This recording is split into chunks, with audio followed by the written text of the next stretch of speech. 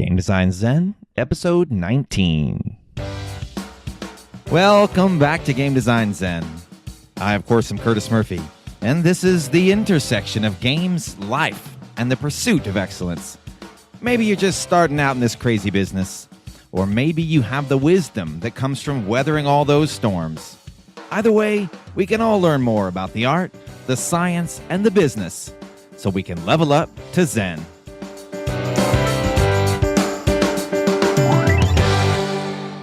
Welcome back to Game Design Zen. I am so excited today. You ever have one of those feelings that you get where, no, I'm getting ahead of myself? It actually started when I wasn't excited. See, a couple weeks ago, you may remember that I did something out of the ordinary. For me, I broke sort of one of my rules.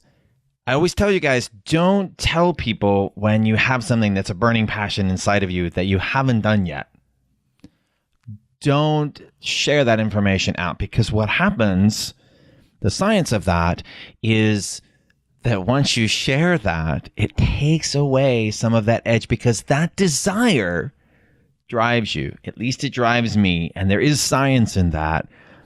And I use that to get things done. I want to get something done. I use that feeling, that drive, that I need to get it done, that I haven't accomplished it.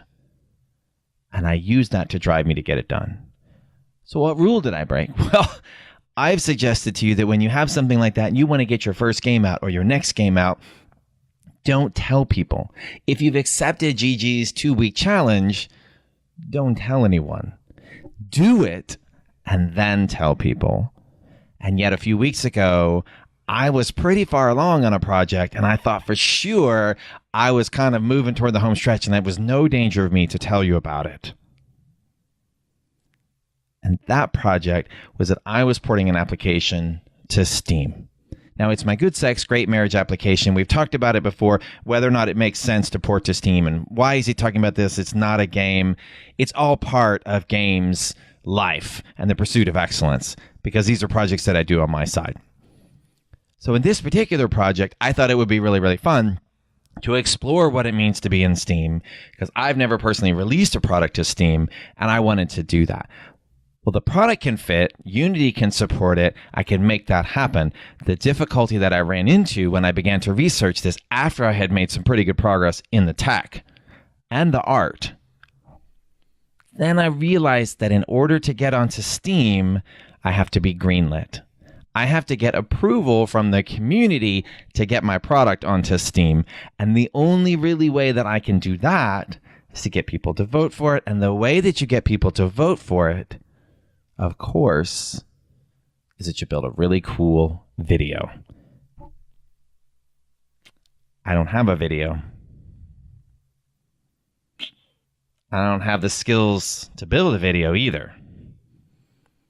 And I did some research. Maybe I could hire somebody to do a video for me. It gets pretty expensive really fast. They need all kinds of source material. I still have to give them a script and some other things like that. So that became an impediment.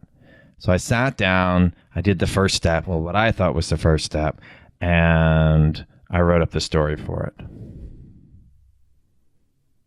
And then I realized how much more I had to do to build a video, to get the tools, to learn to build it. I'm going to just be straight up honest with you. That was really, really intimidating to me. Maybe it shouldn't be. Maybe I have experience. I've actually built videos before. I have lots and lots of products. I make podcasts. I have all kinds of tech. Maybe I could just hire somebody. And yet to me, it was a completely daunting experience. I wanted the video to be awesome because I wanted people to approve it, to greenlight the product, and yet I didn't know how to do it. So that became the big, amazing, daunting fear. And that was my realization after I told you last time that I was going to try to release this out before Valentine's Day. Now, I had already told you about the product, so some of that drive and that tension went away. What to do about that? That is what this episode is about. This episode is my own personal journey for how I overcame this particular fear. Or I should say this is part one because I haven't quite finished the product yet. However, I have taken a nice step in that way, and that's what we're going to talk about today. Topic 1. Starting with something smaller. So there I am. It's me versus this giant fear that I have to create a video, that I have to create this trailer that everyone's going to be looking at and will judge my product by it. Despite however good the product is, that's the only thing most people will ever see if they get that far at all. The first thing they're going to see is the icon to get to there. Then they're going to see the video, maybe, if I can get them that far. And once they see the video, that's my last chance to reach an audience to get them to make a purchase from my product. This is the reality of the way that we develop games. And I have to do this as an indie all by myself, just as you probably do. So the first topic that I go after, the first way that I go after when I want to deal with this is that I attempt something smaller. That's how I do it. That's exactly the kind of advice I've given you in the past.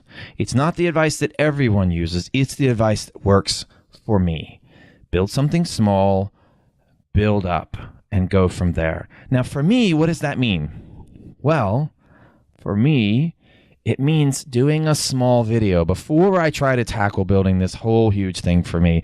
And even so, that was pretty difficult. So, last week, you saw the very, very first video recording of the Game Design Zen Podcast. This week is our second video recording of the Game Design Zen Podcast. And this is all part of my journey to port a product to Steam. And I know that it seems ridiculous that here I am trying to port my product to the Steam platform. And in the middle, what I'm doing is figuring out how to do 2 different podcasts and build videos for that, learn to do video podcasting just so that I can communicate with you, so I can learn the software and the technology, all so that I can build a video and a trailer to get my product out on Steam. And yet to me, that was that was the most direct line between these 2 points. Not on Steam, on Steam. That's the most direct line to here. Because to me, this distance is really this far away. And I need it to not be that far away, even if I have to take 50 steps to get there. So topic 1 is to start small, attempt something smaller. So what does that look like for me? Well, what that looked like for me is that I sat down and had to research what it means to actually build a trailer. And to build a trailer, I need certain kinds of video animation tools that I didn't have. And the ones that I did have were so old, they couldn't even open this video that I was recording. So I had to go out and do research. Now, this is the path that I took to attempt something smaller. My path is I said, you know what?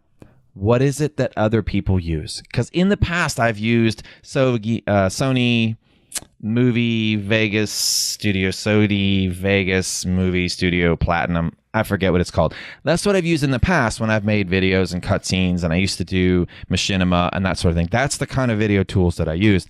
And that's going back a number of years, and it's really not quite up to par to do what I wanted to do for this. What you're seeing here wasn't really up to par. It didn't have the proper webcam, more purchases, and now I have to investigate this tool. Now, the tool you probably know if you're in the industry where I'm going to end up with this, and that's with the Adobe Suite. The Adobe Suite, Premiere, After Effects, all of these different kinds of tools, and that's a lot of learning. I did a lot of research over a period of days and days and days. I spent many, many hours researching these tools. Is this really what I want to do? Remember, my goal is to get from A to B, not on Steam, to Steam. That's my goal. And here I am somewhere way up here tangentially to that goal, researching video tools and video editing software and this webcam here that I'm recording with and how all of this works. And that's the path that I took. So I ended up getting Adobe, getting the 30-day trial of that, doing research on how to do this instantly right away, very overwhelming. And yet, remember, my goal now was simple. I wanted to put out just a simple web podcast. So I've recorded it, put it into Premiere, and exported it. And here's the problem that I had right away with that, is that it needed an introductory video. Now, you've seen the introductory video now. I developed that. I learned everything that was necessary to do typography, kinematic typography, make the text fly in, get my logos, get all of these different things, you swoosh it and all that kind of stuff. And I'm going to play it for you again in here in just a second, because I want you to look at that and think, could you do that? Could you do that if you were given 3 days? I started this on a Friday, the actual production. I got the video cam Thursday night. I installed it on a Friday, figured out how to do the recording, did the recording, figured out I didn't know how to do the editing tools, went through all of my research that I had been building up on all this stuff, decided to go ahead and download, get the trial, learn the tools, learn the technology. This is Saturday now, and I'm building this stuff on Saturday, learning about kinematic typography.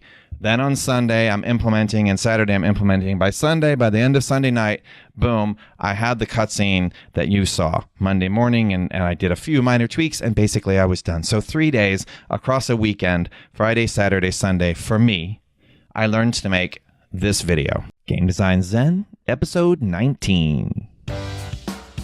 Welcome back to Game Design Zen. I, of course, am Curtis Murphy, and this is the intersection of games, life, and the pursuit of excellence. Maybe you're just starting out in this crazy business, or maybe you have the wisdom that comes from weathering all those storms. Either way, we can all learn more about the art, the science, and the business, so we can level up to Zen.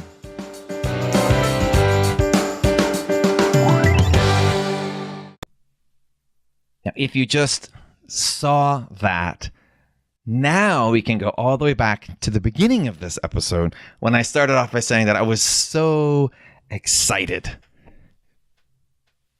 Because I did that. I did that.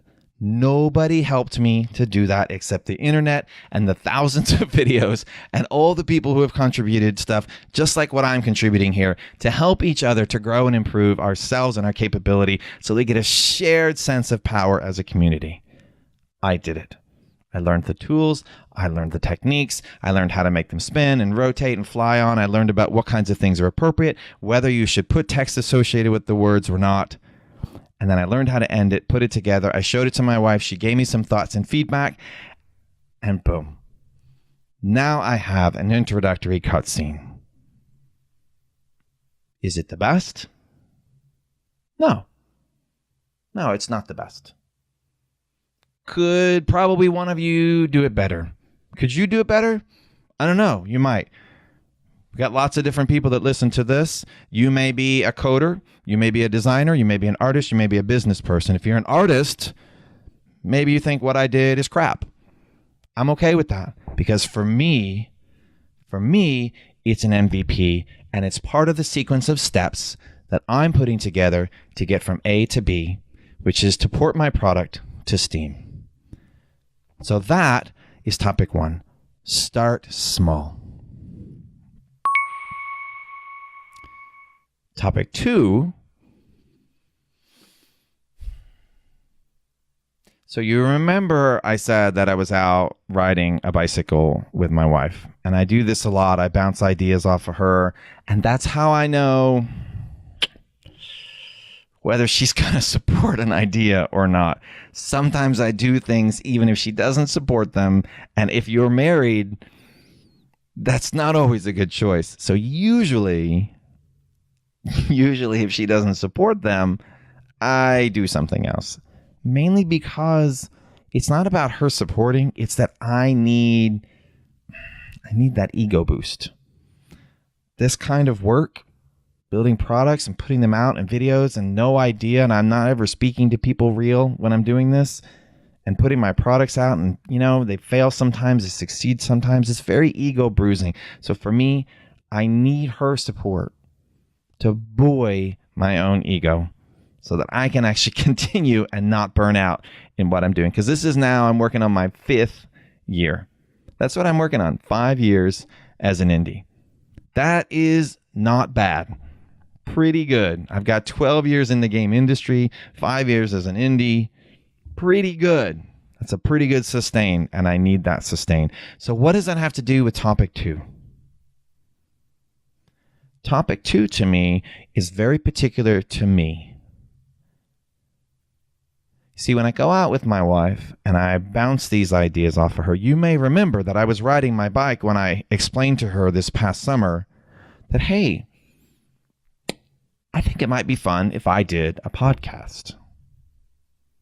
And you remember we were riding our bikes, and right after I explained all the things that I was talking about and I wanted to get her feeling about me writing this podcast, a car pulls up. We have to wait for the car not fall back so that we're riding single file, and now I have to wait, and I'm a little bit like... Finally, we pull up, and you know what she said already. What she told me was, you could have 6 podcasts out by Christmas. Well, I had 15 out by Christmas. Now I'm in 2016, and I'm making video podcasts in addition to my regular podcasts. So yeah, she was right. She gave me a deadline. She threw down the gauntlet, just as she did when I started out with my company in GG. How did your first product work? If you've done one all by yourself and you've actually put one out there, how did it work for you?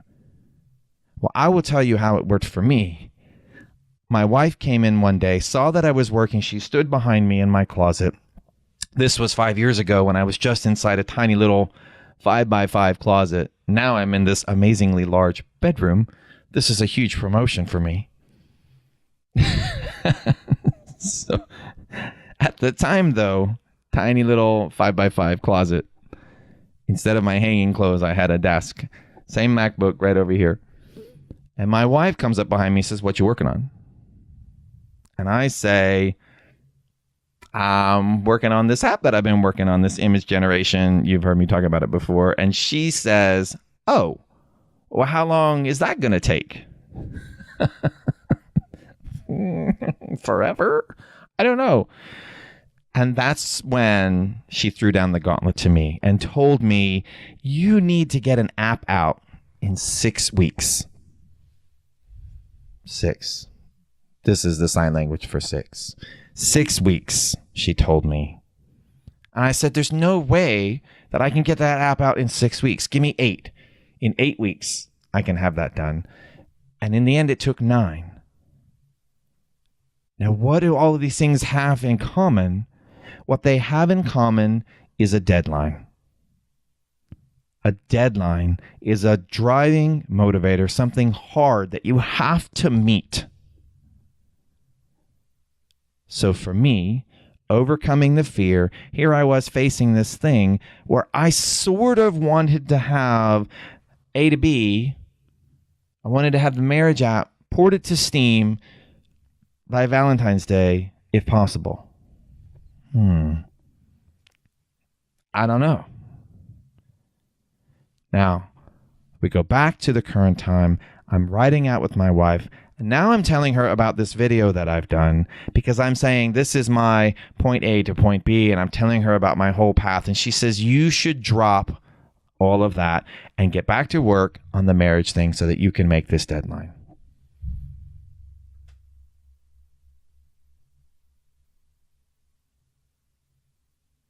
I don't know.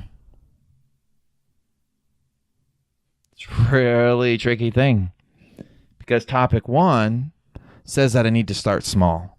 Now, I know myself, the fear that I had, the psychological barriers that I had, and all of the mess that stood in my way between me and getting from here A to B, getting my product out, getting a video, getting it ported, getting the tech, getting the art.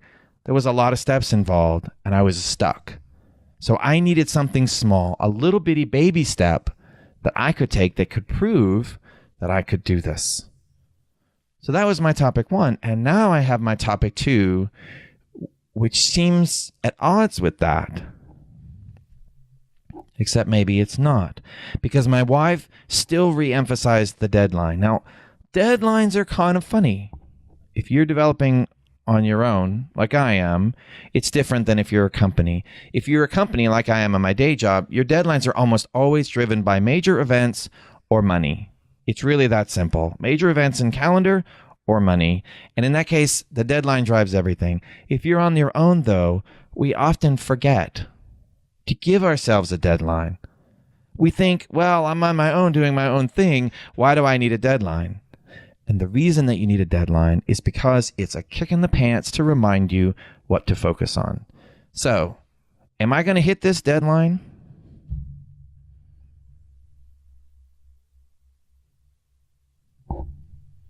I'm not really sure. Even today, it's about a month away from Valentine's Day. I couldn't tell you. What I can tell you, though, is that all leads up to our Zen moment. Because when I started this video, I started with a lot of energy. I'm so excited right now because I made that intro video, the one that I've already shown you at the beginning of the clip and then showed you again and asked you, could you create that? I don't know if you could create it. I could not create it 4 days ago, and now I can, and I did. And now I have, because of that, the capability to put out a moderately professional looking MVP for a video podcast.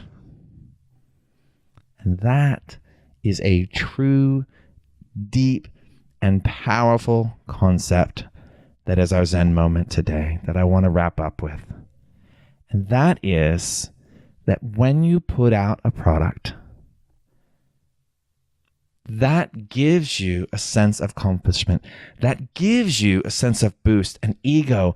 It doesn't matter how good or bad it is. What matters is that you did it. Especially if you had a deadline and you hit it, or if you had an 8-week deadline and you made it 9 weeks, or if you had a Valentine's Day deadline and you get there pretty close. The point is, you have a deadline, you work toward A to B, and you take the steps along the way, and along the way you have these little bitty successes. And in this case, to me, I learned a brand new tech, I accomplished something awesome, and now I've pushed myself here because now I can start and do my video that I was going to do already for the marriage app, and I can use all the skills that I just gained to do it. And that is pretty darn awesome. That feeling, that boost that made me want to come in here tonight and tell you about that and how excited I was to bring, I don't know, just to be at this point in what I was doing. That's really exciting to me. And I just wanted to share it in this video podcast because that's me trying, improving, and repeating. Thank you again for joining in and tuning into the Game Design Zen podcast. As you now know, we're doing some videos. I'm also putting it out on audio. Please like, subscribe. You know how to contact me. Ask me your questions. Give me your feedback. Whatever you want. Make it a conversation. I'm all of those to you out there who I have not talked with personally. Thank you so much for tuning in. It means the world to me. This is why I do it, and I'm deeply grateful. And until next time, please keep trying, improving, and repeating. Game Design Zen.